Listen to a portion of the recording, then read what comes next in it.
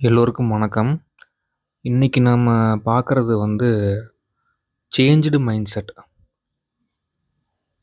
அதாவது நம்மளுடைய சிந்தனை எந்த அளவுக்கு தாக்கத்த ஏற்படுத்தும், நம்மளுடைய அன்றாட வாழ்க்கையில அப்படின்னு யோசிக்கும்போது ரொம்ப பிரமிப்பா இருக்குது. அதுக்கு ஒரு சின்ன ஒரு ஒரு முன்னுரையா நம்ம சில விஷயங்கள டிஸ்கஸ் பண்ணலாம். முதல்ல நம்ம சிந்தனைய சரி செய்ய என்ன வேணும் அப்படின்னு யோசிக்கும்போது ஃபஸ்ட்டு விஷயம் நம்ம மைண்ட் செட்டை சேஞ்ச் பண்ணுறோம் அப்படிங்கிற ஒரு அக்செப்டன்ஸுக்குள்ளே வரணும்.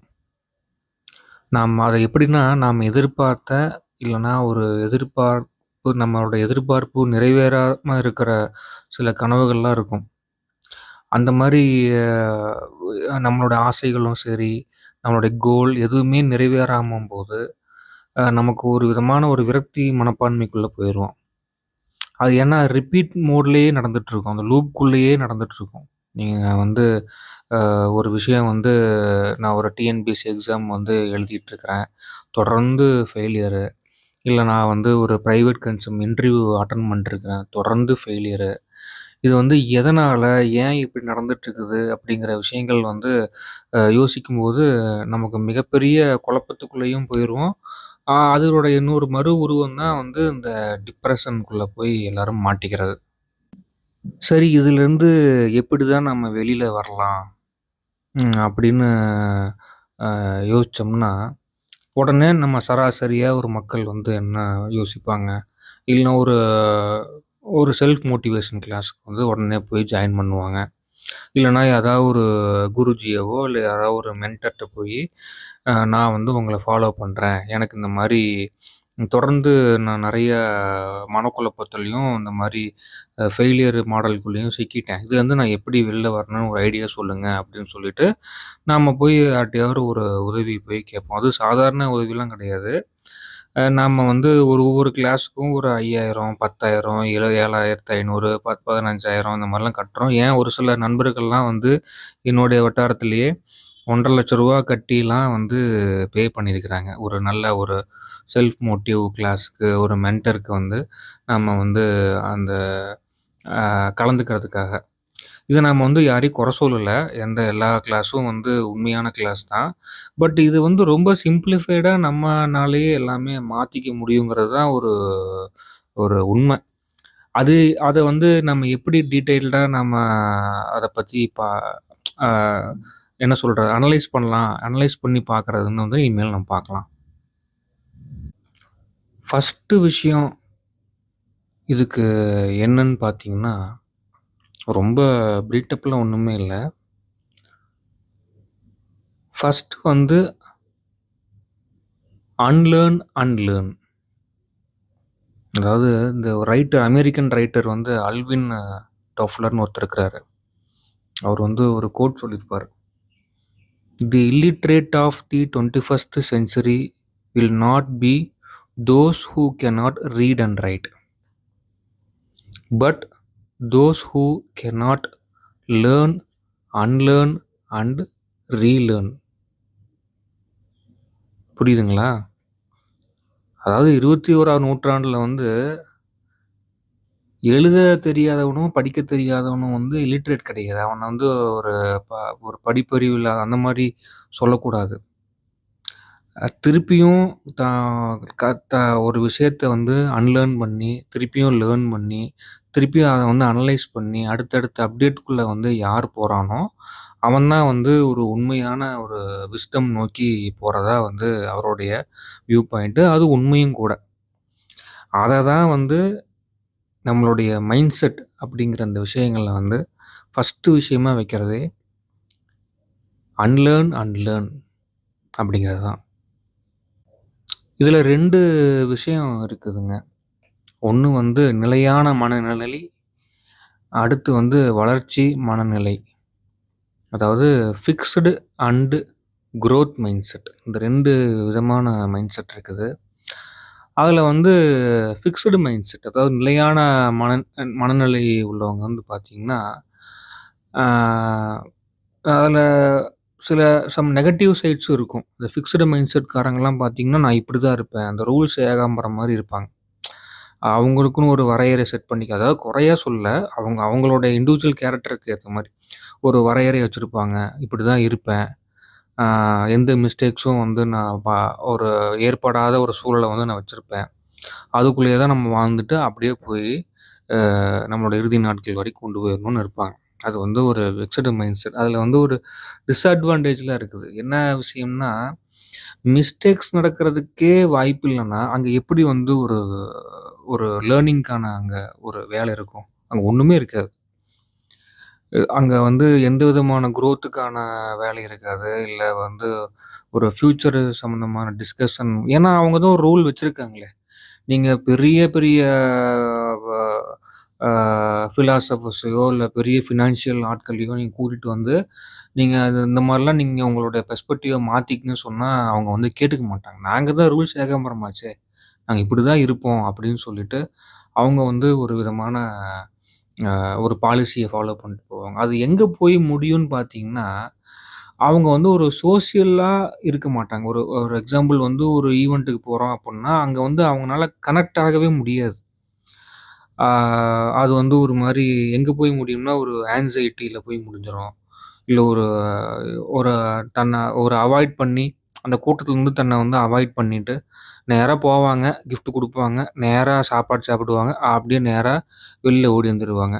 கேட்டா, ஆமா பெர்ஃபெக்ட்டா நான் இருக்கிறேன் அவ்வளோதான். மனித வாழ்க்கையே வந்து ஒரு அந்த உறவுகளோட சேர்ந்து அப்படியே பேசிட்டு, ஏதோ ஒரு விஷயங்கள் ஏன்னா மீட் பண்றதே எப்பயோ ரேர் பாயிண்ட் தான் அந்த மாரி ஃபங்ஷன்ல. அங்க போய் நீங்க உங்களுடைய ஃபிக்ஸ்டு மைண்ட் செட்குள்ள இருந்ததுனால யாருக்கு என்ன லாபம் இருக்க போகுது? ஆக்சுவலா அது உங்களுக்கு நீங்களே வச்சுக்கிற ஒரு என்ன சொல்றது? ஒரு சூனியம் மாரி அது. ஏன்னா உங்களால ஒரு எலாபரேட்டான சர்க்கிள்குள்ளேயே நீங்க உறவினர்கள்னு இல்ல, நண்பர்கள் வட்டாரத்திலயுமே இப்படி இருப்பாங்க நெறைய பேரு. நான் இப்படிதான் இருப்பேன். எனக்கு செஞ்சது தான் தோணும். நான் என்னோட ஸ்ட்ரென்த்தா நான் இருப்பேன். நான் என் ஃப்ரெண்டுன்னா இவனுங்கள்ட்ட மட்டும் தான் பழகுவேன். அத மீறி நான் வந்து யார்ட்டயும் வச்சுக்க மாட்டேன். அந்த மாரி வந்து இருக்கிறது வந்து ஃபிக்ஸ்டு மைண்ட் செட்டு. அது அவ்வளவு வந்து ஒரு ஆரோக்கியமான விஷயமா வந்து எனக்கு பெர்சனலா தெரியல. அது ஒண்ணு. அதே மாரி இன்னொரு மைண்ட் செட் சொல்லியிருந்தேன். அதாவது வளர்ச்சிக்கானது. Growth mind set. அந்த குரோத் மைண்ட் செட் பார்த்தீங்கன்னா, அவங்கனால மாற முடியும். நெறைய விஷயங்கள் வந்து சிந்திக்க முடியும். லேர்ன் பண்ண முடியும். ஏன்னா, அவன் வந்து நெறைய மிஸ்டேக் பண்ணுவான். ஆ மிஸ்டேக்ஸு பண்ண பண்ண என்ன ஆயிரும், நெறைய சவால்கள வந்து அவன் வந்து மீட் பண்ணுவான். அந்த சவால மீட் ஆகும்போது, அவன் அங்கருந்து தன்ன வந்து வளர்த்திக்க முடியும். அவன் கண்டிப்பா அந்த இடத்துல குரோ ஆயி நிப்பான், ஒரு இடத்துல வந்து. ஒவ்வொரு ஸ்டெப் பை ஸ்டெப்பா அவனுடைய வளர்ச்சி வந்து உறுதியா வந்து இருக்கும். ஸோ லைஃப் லாங் வந்து அவனுக்கு ஒரு ஆப்பர்ச்சுனிட்டி கிடைக்குதுன்னா, அவன் வந்து லேர்ன் பண்றதுக்கான ஆப்பர்ச்சுனிட்டி அவன் அன்டில் எண்ட் வரைக்கும் அவனுக்கு கிடைக்கும். அது வந்து ஒரு குரோத் மைண்ட் செட்ல இருக்கக்கூடிய ஆட்களுக்கு வந்து இருக்கும். இது வந்து ரொம்ப ஒரு அடிப்படையான விஷயம். இத வந்து நம்ம சரி பண்ணிக்கலன்னா, இது உளவியல் ரீதியா பெரிய சிக்கல்களையும், சவால்களையும் ஆ மீட்டப் அ மீட் பண்ற மாரியான ஒரு சிச்சுவேஷன் அமைஞ்சு போயிரும். இதுக்கு வந்து சிம்பிளா ஒரு விஷயம் என்னடான்னா, டாக்டர் டவுரின்னு சொல்லிட்டு ஒரு ஒரு சயின்டிஸ்ட் அவரு. அ அவரு வந்து ஒரு ஆர்டிக்கல்ல வந்து இந்த மன ரீதியான விஷயங்கள் பத்தி நெறைய ஆராய்ச்சி கட்டுரைகள் போட்டிருக்காரு. அவரு வந்து சொல்றாரு ஒரு ஒரு அதுக்கு பேரு பிளசிபோ எஃபெக்ட்ன்னு. அதாவது ஒரு ஒரு பேஷண்ட்ஸ எடுத்துட்டு, அவங்களுக்கு வந்து ஒரு பர்ட்டிகுலர் மருந்து வந்து குடுப்பாங்க. இப்போ ஒருத்தவங்களுக்கு வந்து ஆ ஒரு தீவிரமான தலைவலி இருக்குது, இல்ல வயிறு வலி இருக்குது, இல்ல வந்து கொடிய வியாதிகள் ஏதோ ஒண்ணு அவங்களுக்கு இருக்குதுன்னா, அந்த மாரி அ இருக்கிற பேஷண்ட் கூட தன்னுடைய மைண்ட் செட்ட வந்து மாத்த வைக்கிறதுனால 30-40% வந்து நடந்திருக்கு. நெறைய நல்ல விதமான முன்னேற்றங்கள்லாம் நடந்திருக்குது அப்படின்னு சொல்லி போட்றாங்க. அது எந்த மாரின்னு கேட்டீங்கன்னா, இப்போ ஒருத்தனுக்கு வந்து கடுமையான ஒரு வயித்து வலி. அவரு வந்து என்ன பண்றாரு, ஒரு அந்த பிளசிபோ எஃபெக்ட் முறையில ஒரு போலினா ஒரு டூப்ளிகேட் மருந்து. அது எந்த ஹார்ம்னஸும் கிடையாது. அது ஒரு சுகர் பில் மாரின்னு வையுங்களேன். ஒரு சர்க்கரை தண்ணியில ஏதோ சம்திங் ஒரு ஒரு குழந்தைங்க சாப்பிடுற ஒரு மாத்திரை மாரி ஒண்ணு எடுத்து, அதுக்கு நெறைய பில்டப் பண்ணுவாரு. இந்த மாத்திரைய மட்டும் நீங்க சாப்பிட்டீங்கன்னா, தொடர்ந்து ஒரு 6 நாள்ல சாப்பிட்டீங்கன்னா, இந்த கடுமையான வலி வந்து உங்கள விட்டு போயிரும்னு சொல்லுவாரு. அத அவர் நம்பி உடனே எடுப்பார். அத ஒரு நார்மலான ஒரு குழந்தைங்களுக்கான ஒரு சாக்லேட் மருந்து மாரி அது. அத வந்து அவரு டெடிகேட்டடா தன்னை எடுத்துட்டு, அதுக்கான விஷயங்கள் வந்து அவர் முயற்சி பண்ணிட்டு இருக்கும்போது, அதே மாரி பார்த்தீங்கன்னா, ஒருத்தருக்கு மட்டும் கிடையாது. இது வந்து ஒரு 20 பேருக்கு பண்ணதுல, ஒரு 15, 16 பேத்துக்கு வந்து நல்ல முன்னேற்றங்கள். 30 to 40%ங்கிறது சாதாரண விஷயம் இல்ல.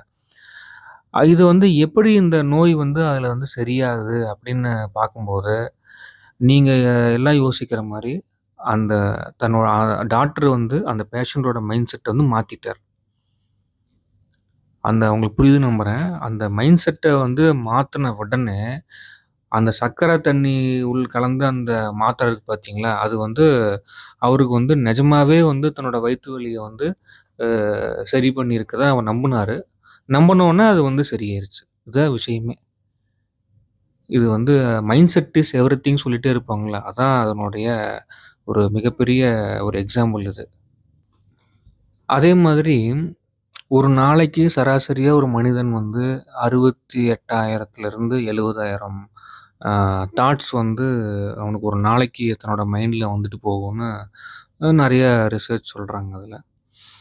இதுல என்னடான்னா, இத்தன தாட்ஸ் வந்து ஒரு நாளைக்கு வந்துட்டு போயிட்டு இருக்குதுன்னா, அதுல வந்து அன்பார்ச்சுனேட்டா நாம வந்து எதிர்மறையான எண்ணங்கள வந்து யோசிச்சுட்டு இருந்தோம்னா, நீங்க நெனச்சு பாருங்களேன். அ எதிர்மறையா யோசிச்சுட்டு இருக்கிறீங்கன்னா என்ன நடக்கும்? உங்க மைண்ட் செட் ஃபுல்லா நெகட்டிவா தான் இருக்கும். நடக்கிற விஷயங்கள் எல்லாமே அது சார்ந்த மாரியான ஒரு விஷயங்களா தான் போய் முடியும். நீங்க காலையில எந்திரிச்சோனே யோசிக்க ஆரம்பிக்கிறீங்களோ, அந்த நாள் உங்க சூழல், நீங்க பார்க்கக்கூடிய மனிதர்கள் எல்லாருமே பார்த்தீங்கன்னா, அந்த நெகட்டிவ் சர்க்கிள்குள்ளேயே தான் வருவாங்க. ஒருத்தன் கூட வந்து ஒரு சந்தோஷமான ஒரு இதுக்குள்ளேயே வரமாட்டானுங்க. எல்லாம் ஒண்ணா ஐ அம் நாட் ஹேப்பின்னு மெசேஜ் வரும். I am very dull. Why this happen to me இதே தான் வந்துட்டுருக்கும். இதுக்கு வந்து அவரு ஒரு ஒரு அருமையான விஷயம் வந்து என்னடான்னா, ஏஎன்டி மெத்தட் அப்படின்னு சொல்றாங்க. அதாவது ஆட்டோமேட்டிக் நெகட்டிவ் தாட் அப்படிங்கிற ஒரு விஷயம் வந்து இயற்கையாவே நமக்கு வந்து ஆன் ஆயிருமாமா. உங்களுக்கு ரொம்ப ஆச்சரியமா இருக்குதுல்ல. அது எப்படிடான்னா, இப்ப நம்ம ஒரு புது கார் ஒண்ணு வாங்குறோம். ஷோரூம் போறோம். அங்க வந்து ஒரு பூனை குறுக்க போயிருச்சு. சரிங்களா? உடனே நம்ம அன்பார்ச்சுனேட்டா இந்த பூமியில பொறக்கும்போதே நம்மள அறியாம நெறைய நெகட்டிவ் வைப்ல தான் நம்ம வந்து இயங்கிட்டு இருக்கிறோம். அதில தான் பொறந்து நம்ம அப்படியே வளர்ந்துருவோம். என்ன சொல்லி தராங்களோ, அந்த நெகட்டிவான விஷயங்களுக்கு அதிக ஃப்ரீக்வன்சி நம்ம குடுத்துருவோம். அது வந்து ஒரு எழுதப்படாத ஒரு விதி. அதுக்கான முயற்சி தான் நம்ம பண்ணிட்டு இருக்கணும். அத விட்டுறலாம். பட் அந்த மாரி நம்ம வளர்ந்ததுனால, இந்த ஏஎன்டி இந்த ஆட்டோமேட்டிக் நெகட்டிவ் தாட்டுங்கிறதுக்கு வந்து சுலபமா அது வேலை செய்யும். ஒரு கார் வாங்குறோம். பூனை வந்து குறுக்க போயிருச்சு. உடனே என்ன ஆகும்? போச்சு. எங்க போயிட்டு எந்த டிச்சுக்குள்ள போயி கார் உள்ள போகுதோ அப்படின்னு சொல்லிட்டு நாம முடிவு பண்ணுவோம். சொன்ன மாரியே அது எங்கேயாவது போய் ஒரு கார்ல ஒரு கல்லுல போய் இடிக்கும். இல்ல எங்கேயாவது ஒரு டின்ட் உருவாகும். இல்ல எங்கேயாவது அடிச்சிரும். கீறல் விழுந்துரும். உடனே நமக்கு ஒரு டிப்ரஷனுக்குள்ள போயிருவோம். என்னடா இது நமக்கு நெனச்சு இப்படி ஆயிப்போச்சே! பாத்தியா? நான் இப்படி கெட்டது நெனச்சு இப்படி ஆயிப்போச்சேன்னு. அததான் அந்த டாக்டரும் சொல்றாரு. இந்த கெட்டத நினைக்கிறதுக்கு இருக்குன்னா, நல்லதுக்கும் நல்ல சக்தி இருக்கு தானே! அத ஏன் நீங்க இன்னும் அதிகமா வந்து நீங்க நினைக்க மாட்டேங்கிறீங்க தான் அவரோட கேள்வி. அதுக்கு தான் அவர் என்ன பண்ணாரு, இஃப் தென் அணுகுமுறைன்னு ஒரு விஷயத்த பண்ணாரு. இஃப் தென் அப்டின்னா, இப்ப அந்த ஆட்டோமேட்டிக் நெகட்டிவ் தாட்டுக்கு முன்னாடியே நம்ம அந்த இஃப் தென் அப்படிங்கிற விஷயத்த வந்து நம்ம ஒரு ரீகால் பண்ணி வச்சுக்கணும். ஒரு விழிப்புணர்வு வந்து நம்ம மைண்ட் செட்ல கொண்டு வந்துக்கணும். அதாவது ஒரு எடுத்துக்காட்டா பார்த்தோம்னா, இப்ப நம்ம நைட்டு வந்து அ டின்னர் சாப்பிட போறோம். டின்னர் சாப்பிட்டு இப்ப அதாவது ஒருத்தர் வந்து உடல் பருமன் அதிகமா இருக்கு. அவரு வந்து யோசிக்கிறாரு, இன்னைக்கு நைட் வந்து நம்ம ஒரு டின்னர் சாப்பிட்டு, முதல்ல ஒரு நடைப்பயிற்சியிலேருந்து நம்ம ஆரம்பிக்கலாம். அப்பன்னு சொல்லி ஒரு பிளான் போட்டிருக்காரு. ஆனா, டின்னர் ஃபுட்ட வந்து அவரு சாப்பிட்டதுக்கு அப்புறம் பார்த்தீங்கன்னா, ஆட்டோமேட்டிக் நெகட்டிவ் தாட் மோட் வந்து ஆன் ஆயி போயிரும். ஏஎன்டி வந்து ஆன் ஆயிரும். இப்ப நீ வந்து டின்னர் முடிச்சுட்ட. நீ வந்து நீ நடக்கிறதுக்கு உனக்கு தெம்பு இருக்காது. ஏன்னா வந்து சாப்பிட்ட சாப்பாட்டுக்கு அப்படியே மத மதன்னு இருக்கும். நீ டயர்ட் ஆயிருவ. இல்லன்னா எங்கேயாவது உழுந்துருவ. எதுக்கு உனக்கு தேவையில்லாத வேலை? உடம்பு தானே! குண்டு தான் நீ. ஆமா இருந்துட்டு போ. அதனால இப்ப என்ன ஆகப்போகுது? நீ இப்போ ஒரு 10 நிமிஷம் நடந்து என்னத்த சாதிக்க போற? அப்படிங்கிற மாரியான தாட் வந்து உங்க மைண்ட் செட்டுக்குள்ள ஆன் ஆயி போயிரும். உடனே இஃப் தென்னுங்கிறது ஆன் ஆகும். அதில நம்ம ஆல்ரெடி வந்து ஒரு சார்ட் போட்டு வச்சிருப்போம். அந்த ஏஎன்டி வந்து அதாவது ஆட்டோமேட்டிக் நெகட்டிவ் டாக் வந்துருச்சுன்னா, இந்த இஃப் தென்ன்னா நம்ம புரியறதுக்காக இப்ப இல்லன்னா எப்படா அப்படிங்கிற மாரி நெனச்சுக்கங்க. இப்ப இல்லன்னா எப்பங்கிற அந்த சுவிட்ச் வந்து நம்ம ஆன் பண்ணி வைக்கும்போது, உடனே நம்ம என்ன பண்ணுவோம், அத ஓவர் கம் பண்ணி முதல்ல நாம போய் இந்த ஆன்ட்க்கு இதான் வேல. நம்ம முதல்ல போய் ஒரு ஷூவ போடலாம். ஷூவ போட்டு நம்ம கொஞ்ச நேரம் நடக்கலாம்னு சொல்லிட்டு அத ஓவர் கம் பண்ணி, அ ஒரு கம்பீரமா ஒரு நடைய வந்து நம்ம 10 நிமிஷம் இல்ல. வெறும் 2 நிமிஷம் நடந்தாலே போதும். அதுவே ஒரு முதல் வெற்றி. அது என்ன ஆயிரும்னா, காலப்போக்குல இந்த டெய்லி நீங்க நைட் டின்னர் முடிச்சுட்டு நான் 10 நிமிஷம் நடக்கிறதுங்கிற இத வந்து, நீங்க அந்த இப்போ இல்லன்னா எப்ப அந்த ஸ்விட்ச் இஃப் அண்ட் தென் அப்படின்னு வச்சுக்கங்க. எனக்கு தெரிஞ்ச ஒரு மீனிங்ல சொல்றேன். அத நீங்க வந்து ஸ்டோர் பண்ணி வச்சுட்டீங்கன்னா, எப்பல்லாம் இந்த ஆட்டோமேட்டிக் நெகட்டிவ் தாட்ங்கிற ஸ்விட்ச் ஆன் ஆகும்போது, இந்த இப்ப இல்லன்னா எப்படா அப்படிங்கிற அந்த ஸ்விட்ச் வந்து ஆன் ஆகி, உங்கள வந்து நடக்க வச்சுரும். 2 நிமிஷங்கிறது அடுத்த நாள் 3 நிமிஷமாவும், 10 நிமிஷமாவும், அது ரொட்டீனா வந்து பார்த்தீங்கன்னா, நீங்க கம்பீரமா நடக்க ஆரம்பிச்சுருவீங்க. ஸோ, இத பத்தி நம்ம நெறைய விஷயங்கள் வந்து டிஸ்கஷன் பண்ணலாம். இன்னைக்கான தகவல் இது வந்து இது போதுமானதா இருக்கும்னு நான் நம்புறேன். நன்றி, வணக்கம்.